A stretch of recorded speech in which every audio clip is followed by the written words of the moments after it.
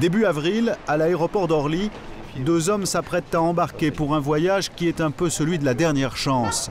Jean-Charles Astor et son avocat, Maître Lévy, s'envolent pour Tanger. Ah si, Tanger, oui, il est là. Mais s'ils vont au Maroc, ce n'est pas pour faire du tourisme. Allez, hop. On est parti. Cela fait plus d'un an que le père de Jean-Charles croupit dans une prison marocaine. Il est accusé de trafic de drogue. Il vit dans des conditions extrêmement difficiles, que ce soit pour la nourriture, pour l'hygiène, tout ce qui est de la vie courante. Qu'est-ce que ça vous fait de savoir qu'ils vivent dans ce genre de conditions? Mais on va dire que ça me donne du courage pour avancer et tenir pour le sortir de là. L'histoire de son père, c'est celle d'un monsieur tout-le-monde qui rêvait d'aventure et dont la vie a tourné au cauchemar. Originaire de Montauban, Serge Astor a été bijoutier pendant près de 30 ans. Sapeur-pompier bénévole et père de 3 enfants, à 55 ans, l'homme n'a vraiment pas le profil d'un narcotrafiquant. Il mène une vie bien réglée, mais ennuyeuse. Serge rêve d'aventure. Alors après un divorce douloureux, il décide de changer de vie et de prendre des risques. En 2007, grâce à un ami, il est mis en contact avec la police qui cherche un homme pour une mission délicate. Il doit s'infiltrer dans un réseau de trafiquants de drogue. Sa mission ? Se faire passer pour un convoyeur. Il doit aller charger du cannabis au Maroc pour le ramener en France. Au moment de la livraison, cela permet à la police d'arrêter les trafiquants français en flagrant délit. Un travail risqué mais bien rémunéré, autour de 20 000 € le transport. Au départ, tout se passe bien. Un premier aller-retour réussi, Serge est confiant, il accepte alors un deuxième voyage, mais cette fois-ci, à Tanger, l'affaire va très mal tourner.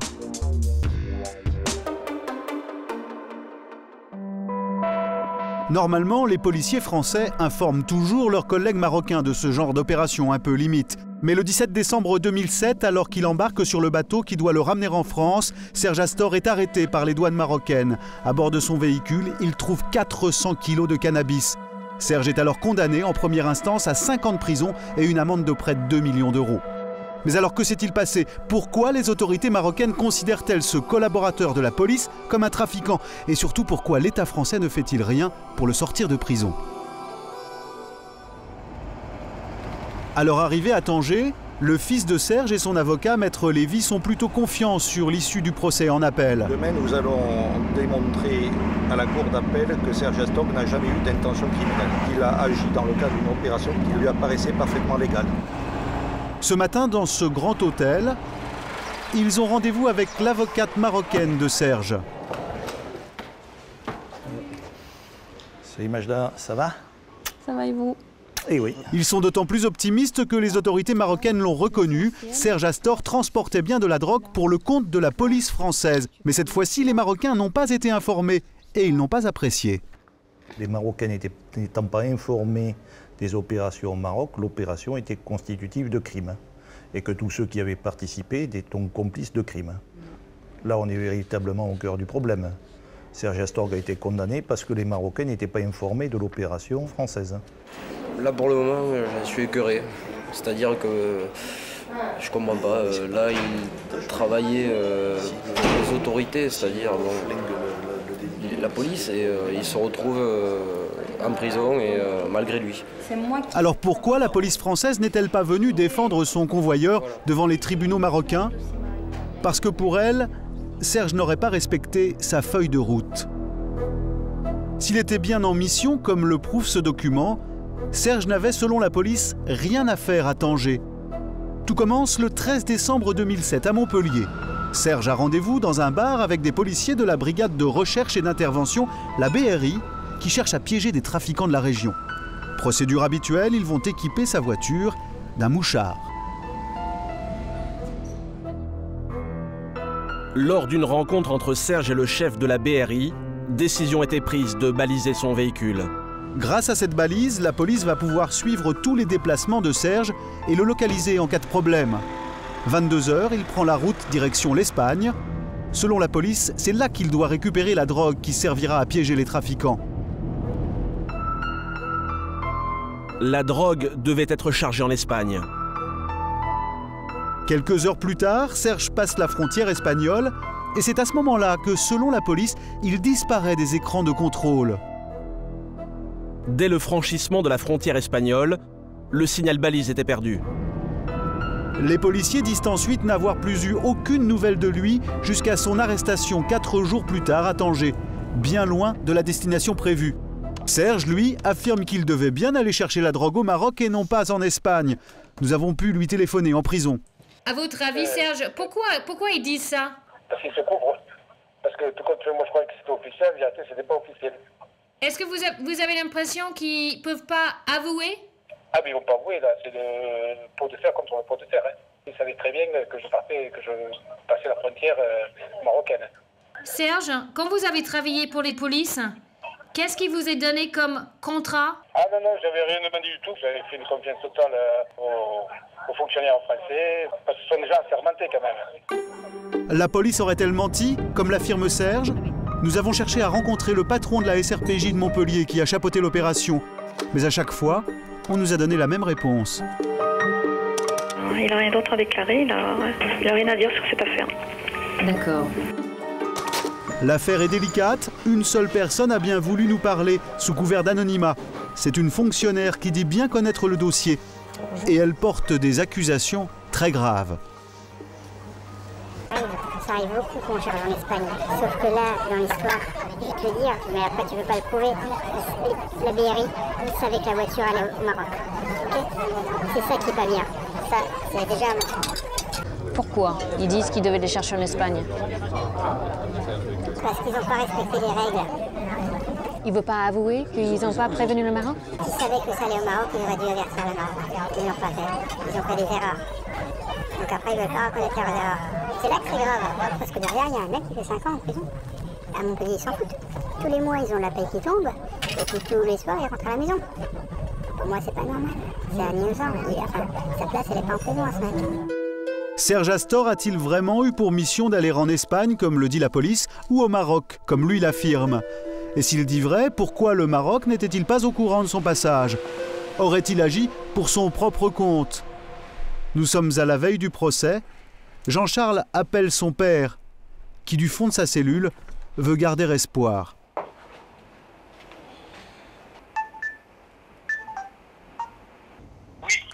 Oui, papa? Oui. Oui, bon alors, comment tu vas? Écoute-moi, ça va très bien, mais comme tout à l'heure, et puis où est-ce que vous êtes là? Eh bien là, écoute, ça y est, on est à l'hôtel et donc on n'est pas loin de toi, quoi. Donc voilà. Et en tout cas, bon, écoute, alors je t'ai amené un drap comme tu me l'avais demandé. Après, si tu viens à la prison, n'oublie pas d'apporter du Nescafé, et ainsi de suite. Oui, mais ça, t'inquiète pas, demain c'est prévu, je vais te faire des courses. Des pommes, des fruits, des lentilles. Ouais. Des trucs comme ça. Ok, hein? Ok, ben écoute, je t'embrasse très fort et puis à demain, ok? Je serai derrière, d'accord? Ok. Allez, gros bisous, papa. À demain. Ciao. Il m'a fait confiance. Puis bon, il a un espoir en moi et puis, comment dire, il a mis son destin entre mes mains, quoi. Puis il reste quand même confiant malgré tout, même s'il sait qu'il a été lâché par le gouvernement. Nous n'aurons pas le droit de filmer le procès, ni même de nous approcher avec notre caméra du palais de justice. Le lendemain matin, Jean-Charles et les 2 avocats sont sur l'heure 31. Ils sortent du tribunal. L'audience d'appel n'a duré qu'une petite demi-heure et les nouvelles ne sont pas bonnes. La justice marocaine n'a pas l'intention de relâcher Serge, bien au contraire. Nous avons plaidé l'acquittement. Là, l'affaire est mise en délibéré et le parquet a ce matin requis une aggravation de la peine. C'est-à-dire que nous jouons gros. Dans une semaine, le tribunal rendra son verdict. Le Français risque jusqu'à 20 ans de prison. Il reste pourtant un espoir. Selon Serge Astor, un homme pourrait peut-être l'innocenter, prouver qu'il est de bonne foi. Cet homme, c'est un Français, un homme de l'ombre, infiltré dans le milieu, qui renseigne les policiers sur les trafiquants. C'est lui qui aurait guidé Serge pendant l'opération à Tanger. Serge le cite plusieurs fois pendant sa garde à vue. Cet homme, nous l'appellerons Pierre P. Les enquêteurs marocains le savent. Pierre P était lui aussi sur le port de Tanger, le jour de l'arrestation de Serge. Alors il demande aux policiers français de le retrouver. nous sollicitons auprès des autorités françaises de procéder à l'audition du nommé Pierre P. Mais la France n'a jamais pu auditionner Pierre P. Officiellement, l'homme a disparu de la circulation. C'est en tout cas l'explication donnée par la BRI de Montpellier aux autorités marocaines.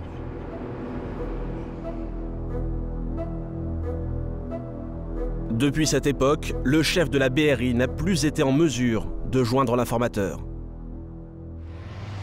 Mais Pierre P. existe bel et bien, il a un passeport en bonne et due forme et même une adresse à Toulon, que nous nous sommes procurés.